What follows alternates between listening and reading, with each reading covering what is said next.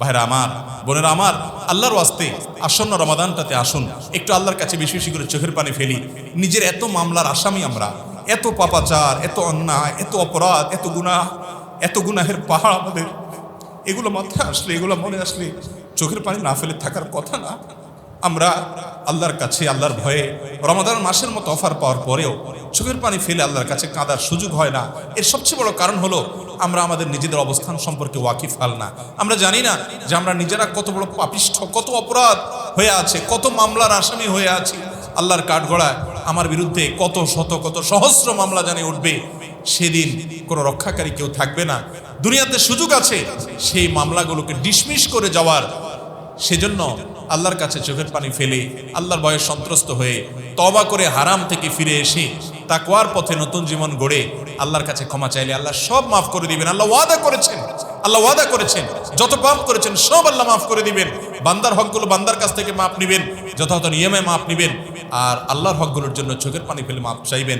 ভাইরা আমার, আমি এরকম বহু মানুষকে দেখেছি, জিজ্ঞেস করেছি, কথা বলেছি, জানার চেষ্টা করেছি, যাদের বেশিরভাগ মানুষই আমাকে উত্তর দিয়েছে যে ভাই, বা বেশিরভাগ মানুষই আমাদের সমাজে এরকম যে গোটা রমজান চলে যায়, 10টা মিনিট আল্লাহর কাছে দোয়া করার সুযোগ হয় না, অথচ সিয়াম পালনকারী ব্যক্তির দোয়া কবুল হয়। হাদিসে নবী সাল্লাল্লাহু আলাইহি ওয়াসাল্লাম আগাম ঘোষণা দিয়েছেন, সুসংবাদ দিয়েছেন। অতএব আমাদের সিয়ামগুলো অর্থবহ হচ্ছে না, আমাদের রমাদান আমাদেরকে মুত্তাকি বানাচ্ছে না। এর 3 নম্বর কারণ হলো দোয়া থেকে আমরা গাফেল, এবং দোয়া থেকে আমরা অনেক বেশি আজকাল উদাসীন। অতএব রমাদানে দোয়া করবেন দুটি সময়। এক, দিনভর তো করবেনই, ইফতারের আগে বিশেষ করে দোয়া করবেন। ইফতারের আগে মেয়েরা ইফতারের প্রস্তুতি নিয়ে, আর আমরা পুরুষরা ইফতারি খাওয়ার জন্য মহড়া দিতে দিতে সময়টা চলে যায়, দোয়া করা হয় না। আর একটা সময়, ভোর রাতের সময়টা, যখন আল্লাহ দুনিয়ার আসমানে নেমে এসে বান্দাকে ডেকে ডেকে তার চাওয়াগুলোকে পূরণ করেন। এত বড় সুযোগ বান্দার জীবনে আর কখনো আসে না। ভোর রাতের দোয়া এত গুরুত্বপূর্ণ একটা সময়। আফসোস যে বছর জুড়ে আমাদের দ্বারা এই সুযোগটা হয় না, আমরা ভোর রাতে উঠে দোয়া করতে পারি না। আমাদের তথাকথিত কর্মব্যস্ততা, আমাদের তথাকথিত জাগতিক সমস্ত কাজের চাপের কারণে এই টাইমে আমাদের ঘুমিয়ে থাকতে হয়, আমরা উঠতে পারি না। রমাদান মাস, আমরা সাহারি খাওয়ার জন্য উঠি, সাহারি খাওয়ার জন্য আমরা সবাই উঠে থাকি, যেহেতু সাহারি গ্রহণের জন্য আমরা উঠে থাকি। অতএব এই ভোর রাতে আল্লাহর কাছে দোয়া করার যে সুবর্ণ সুযোগ, এই সুযোগটা রমাদান মাসে হাতছাড়া কোনো বুদ্ধিমান মানুষ করতে পারে। এই জন্য ভাইরা আমার, সাহারি খেতে যখন উঠবেন 10টা মিনিট সময় হাতে নিয়ে একটু আগে সাহারিটা শেষ করে, অথবা সাহারি খাওয়ার আগে যদি হাতে থাকে সময়, তাহলে নির্জন কোনো একটা কক্ষে চলে যান। যে কক্ষে, যে রুমে কেউ নাই, দরজাটা বন্ধ করে দেন, নিজের গুনার কথা স্মরণ করে তওবা করে আল্লাহর কাছে একটু মাফ চান।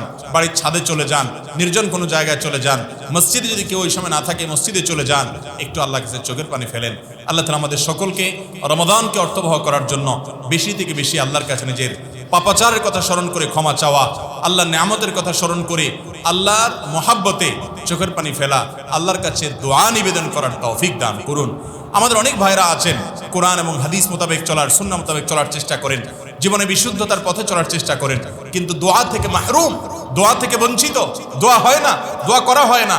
সালাতের পরে সম্মিলিত দোয়া আপনি করেন না, আপনি আজকারগুলো পড়েন, কিন্তু আপনার জীবনে একাকী দোয়া করার সুযোগ যে সময়গুলোতে হওয়া উচিত, বিশেষ করে ভোর রাতের সময়, সিয়ামরত অবস্থায় সারাদিন ভর হাত তোলা ছাড়াও করতে পারেন মনে মনে আল্লাহর কাছে দোয়া, বিনা উজুতেও করতে পারেন আল্লাহর কাছে, যদি উজু করে করাটা উত্তম। অতএব এই কাজটি আমাদের রোজাকে, আমাদের সিয়ামকে, আমাদের রমাদানকে অনেক বেশি অর্থবহ করে দিতে পারে ইনশাআল্লাহ। অতএব সিয়াম রেখে রমাদান মাস জুড়ে দোয়া করার চেষ্টা করবো তো ইনশাআল্লাহ। 4 নম্বর যে কাজটির কারণে আমাদের সিয়ামটা অর্থবহ হচ্ছে না, সেটি হলো ইতিকাফের ব্যাপারে অবহেলা করা।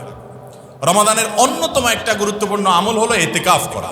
নবী করিম সাল্লাল্লাহু আলাইহি ওয়াসাল্লাম রমাদানের সিয়াম ফরজ হওয়ার পর থেকে নিয়ে তার ওয়াফাত পর্যন্ত প্রতি বছর রমাদানের শেষ 10টি দিন মসজিদে তিনি ইতিকাফ করতেন। এক বছর তিনি রমাদানের শেষ দশক মসজিদে ইতিকাফ পূর্ণ করতে পারেননি, সেজন্য পরবর্তী বছর তিনি 20 দিন ইতিকাফ রেখেছেন, অর্থাৎ আগের বছরের 10 দিনকে পর বছর রেখে দিয়েছেন। এরপরও ইতিকাফের এই আমলটিকে তিনি মিস করতে চান নাই। সুন্নাহ কোনো আমল, সাধারণত সুন্নাহ কোনো আমল, মুস্তাহাব কোনো আমলের বিবরণ কোরআনে সচরাচর দেয়া হয় না, খুব কম, রেয়ার। এগুলোর বিবরণ হাদিসে পাওয়া যায়। ইতিকাফ এমন একটা আমল যে আমলটার ব্যাপারে কোরআনে একাধিক জায়গায় আল্লাহ তাআলা এর বিধান সম্পর্কেও বলেছেন। এবং মসজিদকে পরিচ্ছন্ন করতে বলেছেন, হারামকে পরিচ্ছন্ন করতে বলেছেন। তার অন্যতম উদ্দেশ্য হলো ইতিকাফকারীরা যেন ইতিকাফ করতে পারে। এত গুরুত্বপূর্ণ আমল।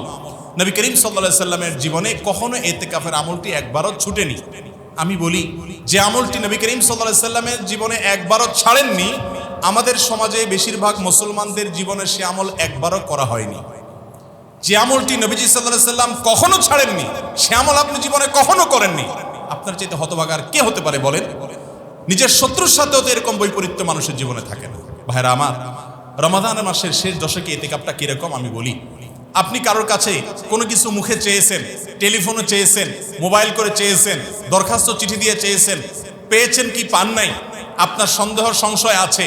আপনি আপনার চাওয়াটা যাতে পূরণ হয় সেজন্য আর টেলিফোন ফেলে রেখে আপনি ওই চিঠি বা মুখে বলা বলির যে ধাপ আছে, স্টেপ আছে, সেটা অতিক্রম করে আপনি এসে সরাসরি ওই লোকটার দুইটা পাও জড়ায় ধরে আপনি পড়ে গেলেন।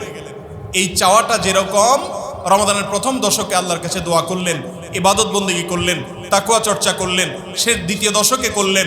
এরপরে তৃতীয় দশক যখন আসছে, রমাদান শেষ হয়ে যাচ্ছে, আগামী বছর বাঁচবো কিনা জানি না, এই ভয় থেকে, এই চিন্তা থেকে আপনি আর আল্লাহর কাছে শুধু সাধারণ চাওয়া নয়, আল্লাহর ঘরে গাঁটটি বুসকানি এসে পড়ে গেলেন। এই বিষয়টি অনেকটা ওই যে কারোর পায়ে পড়ে গেলেন যেরকম, ওই রকম আবেগঘন একটা ইবাদত। ভাইরা আমার, এই আমলটি আমাদের সমাজে সবচেয়ে বেশি অবহেলিত। রমাদানের যে আমলটার প্রতি অবহেলা সবচেয়ে বেশি, অথচ এই আমলটার গুরুত্ব ফরজ আমলের পর সবচেয়ে বেশি। এত গুরুত্বপূর্ণ আমল যে নবী করিম সাল্লাল্লাহু আলাইহি সাল্লাম ছাড়েননি, তার স্ত্রীগণ ছাড়তেন না। আমাদের দেশে মহিলারা, তাদের করা তো অনেক পরের কথা, পুরুষরা পর্যন্ত ইতিকাফ করে না। আমরা আজকাল এত ব্যস্ত হয়ে পড়েছি যে আমাদের মসজিদগুলোতে লোক দিয়ে, টাকা দিয়ে আমরা ইতিকাফের জন্য লোক রাখি। অর্থাৎ ইতিকাফটা একটা বোঝা, আল্লাহ একটা বোঝা দিয়েছেন। এই বোঝার দায় থেকে মুক্ত হওয়ার জন্য টাকা দিয়ে হারাম পদ্ধতিতে আমরা লোক রাখি ইতিকাফের জন্য। ভাইরা আমার, ইতিকাফ হলো আল্লাহর পথে যাওয়ার, আল্লাহর কাছাকাছি যাওয়ার এক সোপান, সিঁড়ি। এর চেয়ে বড় মোক্ষম সিঁড়ি সেজদা ছাড়া দ্বিতীয়টা হওয়া কঠিন। এত গুরুত্বপূর্ণ একটা বিষয় হলো ইতিকাফ। এটাকে আমরা আমাদের জীবনে হেলায়, এটাকে আমরা অবহেলা করে এটাকে দূরে সরে রাখছি এবং এটাকে আমরা পালন করছি না। ভাইরা আমার, ইতিকাফ এমন একটা আমল যে আমলের স্বাদ আপনি নগদ পাবেন। আমি সবসময় বলি, তিনটি ইবাদতের স্বাদ একেবারে নগদ মানুষ না ইতিকাফের স্বাদটা পেয়ে গেছেন। ভাইরা আমার, কেমন যেন গাঁটটি বসকা নিয়ে আল্লাহর ঘরে আপনি চলে আসলেন, হাজির হয়ে গেলেন, অটোমেটিক আপনার আমল হবে, আপনার লাইলাতুল কদর পাওয়ার তৌফিক হবে। অতএব রমজানের শেষ দশকে ইতিকাফ করতে হবে। আমরা আজকাল অনেক ব্যস্ত ভাই, অনেক ব্যস্ত। আমি ছাড়া আমার ব্যবসা চলে না, আমি ছাড়া আমার প্রতিষ্ঠান চলে না, আমি ছাড়া আমার সংসার চলে না, কিন্তু আমার মৃত্যুর পর আমি ছাড়া সব কিছুই চলবে, হয়তো আমার চাইতে আরো ভালোভাবেও চলবে। যে ব্যক্তি মনে করে আমি ছাড়া চলে না, এই জন্য ইতিকাফে বসতে পারি না, তার জন্য ইতিকাফে বসা আরো বেশি আবশ্যক। কারণ সে এত বেশি দুনিয়াদার হয়েছে যে তার দিনের জন্য কিছু সময় ব্যয় করতে পারছে না। 350-55 দিন আপনি মিশ্র কাজে ব্যয় করেন, দিনের কাজ, দুনিয়ার কাজ। 10টা দিন শুধুমাত্র আল্লাহর ইবাদতের জন্য। ইযা ফারাগতা ফানসাব ওয়া ইলা রাব্বিকা ফারগাব। অবসর হয়েছেন, আল্লাহর দিকে রুজু হন, এর নগদ স্বাদ আপনি পাবেন। ইতিকাফ যদি আপনি রাখতে পারেন, রমাদানের যে স্বাদ, রমাদানের যে তৃপ্তি, এটা আপনি পেয়ে যাবেন। ইন্নামাল আমালু বিল খাওয়াতিম। শেষ ভালো যার সব ভালো তার, শেষ দশক ভালোভাবে কাটবে। আর ইতিকাফে না বসলে আমাদের সামাজিক ব্যস্ততায় আপনি চাইলেও ইবাদত করতে পরিপূর্ণভাবে পারবেন না। কারণ আপনাকে গ্রামের বাড়ি থেকে ঈদ করতে হবে, 2 দিন যাবে পথে আসা যাওয়া, এরপরে গ্রামে গেলেন, মানুষের সাথে কথাবার্তা, হাই হ্যালো একদিন চলে যাবে। আপনার শেষ দশকের দিনগুলো বরবাদ হয়ে যাবে, যাওয়ার আগে প্রস্তুতির দিনগুলো নষ্ট হবে, ঈদের শপিং আপনার সময় নষ্ট হবে। আপনি ইতিকাফে বসে যান, সবই ঠিকঠাক মতো হবে, আপনার ইবাদতটা মাঝখান থেকে হয়ে যাবে, রমাদানটা সার্থক হয়ে যাবে। অতএব আমলটা করার চেষ্টা করবো তো ইনশাআল্লাহ। আল্লাহর ওয়াস্তে আমি বিশেষ করে তরুণ ভাইদেরকে বলবো, আপনারা ইতিকাফে বসুন প্লিজ। অনেকে মনে করে ইতিকাফে বসলে কোনো কথা বলা যায় না, বোবার মতো থাকতে হয়, আতঙ্ক বোধ করে, ভয়ে ইতিকাফ করে না। ভাইরা আমার, ইতিকাফটা এরকম আতঙ্কের কিছু আসলে না। ইতিকাফটা হলো রবের সান্নিধ্যে যাওয়ার এক বিরাট বড় সুযোগ। আপনি ইতিকাফ করে দেখেন, ফিলিংসটা অন্যরকম হবে। আপনি ইতিকাফে বসে একান্ত জরুরি প্রয়োজনীয় দুনিয়াবি কাজও করতে পারবেন। বাসা থেকে খাবার আনা নেওয়া করার মতো কোনো ব্যবস্থা নেই, কোনো লোক নাই, আপনি বাসায় গিয়ে খেতেও পারবেন। আপনি এটাকে বন্দি জীবন মনে করবেন না ভাইরা আমার। আর যদি বন্দি জীবন বলেনও এক অর্থে, যেহেতু মসজিদের বাইরে স্বাভাবিক কোনো কাজে যাওয়া যায় না, অর্থাৎ একান্ত প্রয়োজন ছাড়া, তো এটাকে আপনি যদি বন্দি জীবন বলেনও, মনে রেখেন কিছু কিছু বন্দিত্বের মধ্যে স্বাদ আছে যেটা মুক্ত জীবনের মধ্যে নাই। অতএব ইতিকাফ করার চেষ্টা করবো তো ইনশাআল্লাহ আমরা। ভাইরা আমার, আবার বলছি, একটি বছর কষ্ট করে 10টা দিন ইতিকাফ করেন, আমার বিশ্বাস যদি আপনি একটু সঠিকভাবে ভালোভাবে ইতিকাফ করতে পারেন, এরপর আপনাকে ইতিকাফ থেকে কেউ দূরে সরাতে পারবে না, বিরত রাখতে পারবে না। এরকম একটা আমল চেষ্টা করবো তো ইনশাআল্লাহ। ইতিকাফ করতে পারলে আপনার রমাদান, আপনার সিয়াম সাধনা সার্থক হয়ে যাওয়ার সমূহ সম্ভাবনা এবং সুযোগ আছে ইনশাআল্লাহ। সর্বশেষ এবং 5 নম্বর যে পরামর্শটা দিব সেটা হলো, রমাদান মাসে সিয়াম রেখে একটা আমল আমরা করি না। আমলটা এত ছোট বা তুচ্ছ বা সাধারণ মনে করি আমরা, আসলে বিষয়টা এত তুচ্ছ বা সাধারণ নয়। সেটা হলো মেসওয়াক করা। আম্মা জান আয়েশা রাদিয়াল্লাহু তাআলা বলেছেন, নবী করিম সাল্লাল্লাহু আলাইহি সাল্লাম সিয়াম রেখে, রোজা রেখে এত অধিক সংখ্যকবার মেসওয়াক করতেন যে গুণে শেষ করা যাবে না। তার মানে ইন্টেনশনালি তিনি ইচ্ছাকৃতভাবে রোজা রেখে দিনের বেলা প্রচুর পরিমাণ কি করতেন? মেসওয়াক করতেন। আমাদের সমাজে এই আমলটা একেবারে হারিয়ে গেছে বললে চলে। কয়জন রোজাদার এমনিতেই আমরা মেসওয়াক করি না, আর সিয়াম রেখে রোজা রেখে করার কথা অনেক পরের কথা। নবী করিম সাল্লাল্লাহু আলাইহি সাল্লাম যে আমলগুলোর আগে বলেছেন যে এই আমলগুলো কষ্টকর না হলে আমার তোহম, আমার উম্মতকে আমি নির্দেশ করতাম, এই আমলগুলো সাধারণ কোনো আমল না ভাইরা। মেসওয়াককে আমরা মনে করি দাঁত পরিষ্কার করার মাধ্যম, না, এটা ভুল। শুধু এটা নয়, দাঁত পরিষ্কার করার মাধ্যম বটে, কিন্তু এটা দাঁত পরিষ্কার করার উপকরণ ছাড়াও অনেক অনেক উপকার এবং অনেক অনেক কল্যাণের দিক এখানে আছে। নবী সাল্লাল্লাহু আলাইহি ওয়াসাল্লামের জীবনের সর্বশেষ আকুতি ছিল মেসওয়াক। আব্দুর রহমান রাদিয়াল্লাহু তাআলা আনহু বাসায় প্রবেশ করেছেন আয়েশা রাদিয়াল্লাহু তাআলা আনহার। নবী সাল্লাল্লাহু আলাইহি ওয়াসাল্লাম তার দিকে ইশারা দিলেন, অর্থাৎ তার হাতে থাকা মেসওয়াকটা চাচ্ছিলেন, সেটা দিয়ে তিনি মেসওয়াক করলেন, তারপর তিনি দুনিয়া থেকে গেলেন। মেসওয়াক নবী সাল্লাল্লাহু আলাইহি ওয়াসাল্লাম বাসায় যখন ঢুকতেন, বাসায় ঢুকতে কি কাজ করতেন? সর্বপ্রথম আয়েশা রাদিয়াল্লাহু তাআলাকে জিজ্ঞাসা করেছেন কেউ যে নবী সাল্লাল্লাহু আলাইহি ওয়াসাল্লাম বাসায় ঢোকার পর প্রথম কোন কাজ করতেন? উনি বলতেন যে মেসওয়াক করতেন। এই হাদিস যেদিন জেনেছি তারপর থেকে আমি বাসায় ঢোকার পর একটু মেসওয়াক করার, অন্তত হাদিসের উপর আমল করার জন্য হলেও চেষ্টা আমি করেছি। আমাদের সমাজে এগুলোর জানাশোনাও নেই। আচ্ছা, বাসায় ঢোকার পর কোরআন তেলাওয়াতের সময়, সালাতে দাঁড়িয়ে, রোজা রেখে দিনের বেলায়, এরকম আরো অনেক জায়গা আছে যে জায়গাগুলোতে মেসওয়াকের নির্দেশ নবী সাল্লাল্লাহু আলাইহি ওয়াসাল্লাম করেছেন।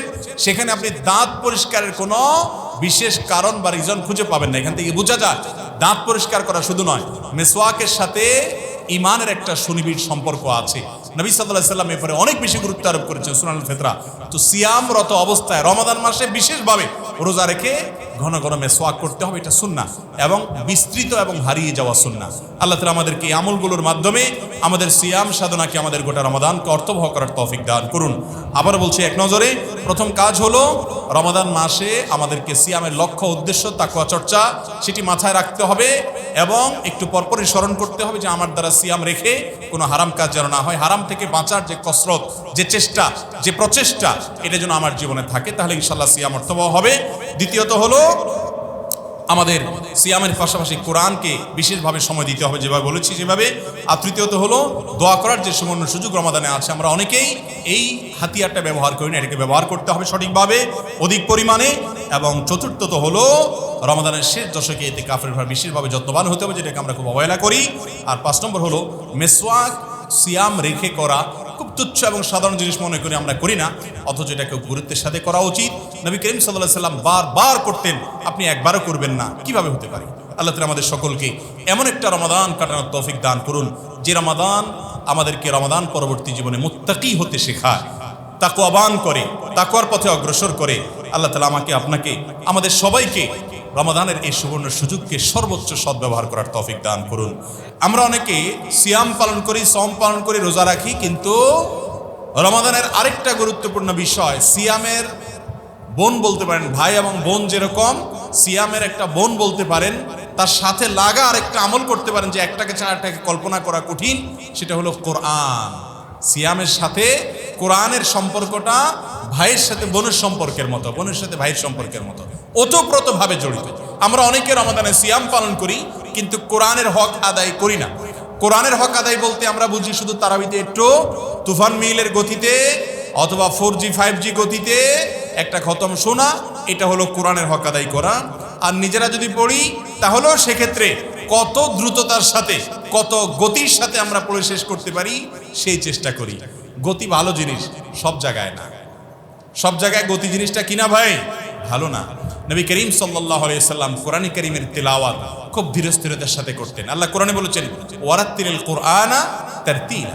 রমাদান যেহেতু কোরআন নাজিলের মাস, আর কোরআনের সাথে রমাদানের সম্পর্ক অনেক গভীর, এই জন্য হাদিসে আসছে নবী সাল্লাল্লাহু আলাইহি সাল্লাম বলেছেন আসসিয়াম ওয়াল কুরআন ইয়াশফাআন লিল আবদ কিয়ামতের ময়দানে দুটি ইবাদত আল্লাহর কাছে বান্দার হয়ে আল্লাহর কাছে আর্গুমেন্ট করবে, দাবি পেশ করবে, এই সাহস অন্য কারোর হবে না।